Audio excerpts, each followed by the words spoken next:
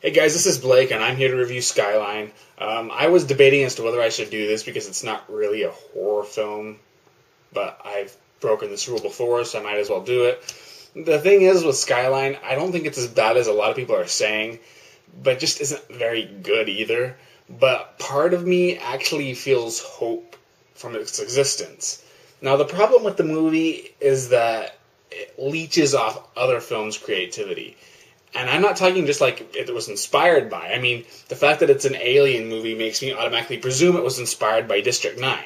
I had no idea that it was going to blatantly rip it off. And it does it with a lot of movies, like the alien designs at times look just like War of the Worlds aliens, The Matrix, I don't remember what they were, the machines, some of those tentacle octopus-like machines. And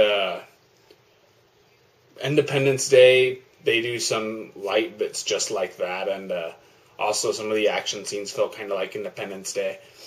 But mainly District 9 kept popping up in my head, and I just thought that was weird because while those other movies are fairly new, they're not necessarily in the forefront of the audience's minds, whereas District 9 just came out last year, so we're going to notice that shit pretty easily. It was just so weird because I don't see many movies do that so obviously these days. I mean, I think the last one that blatantly steals from other movies I saw was Dragon Wars. That really stole from Transformers. But this was just, it was hilarious just for that reason. But on its own, I actually heard that the screenwriters were actually special effects guys, and so are the directors, by the way, the brothers Strauss or whatever.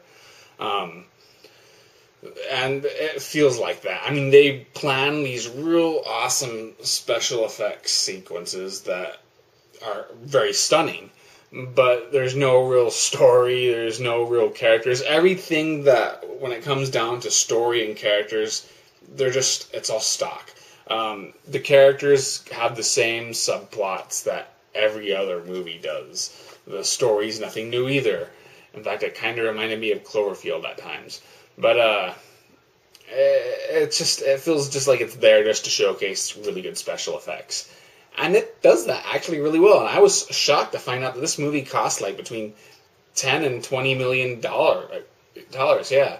And it looks really good for that kind of budget. And actually that kind of budget really gives me hope. Just because I was worrying that we've reached a point where low-budget movies are becoming too low-budget and big-budget movies are becoming too big-budget.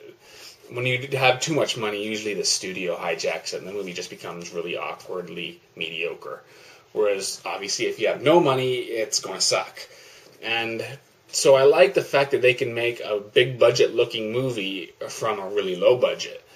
And I didn't think that they'd still do that. Although District 9 did it, Cloverfield did it, so this isn't completely new, but I still suspected that this had a bigger budget than it did, so that was a revelation for me.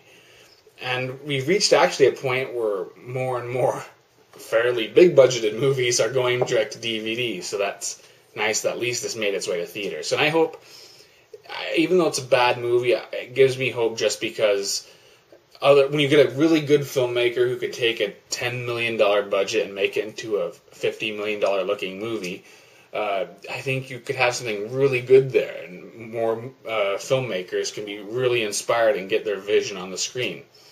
Unfortunately, this just was not one of those movies. But I thought it was just okay. It had some good ideas, but mostly it just stole other good ideas from other movies, much better movies, and I think that's its main problem. When you borrow too much from other people's films that are good films, you're just going to seem like a second-rate version of those films. And that's pretty much what it is. So that's really it, all I have to say. Everything else, like I said, is pretty standard or mediocre. The acting's just The directing's just there's some suspense, some really cool action sequences, but just some of everything, but nothing that really stood out.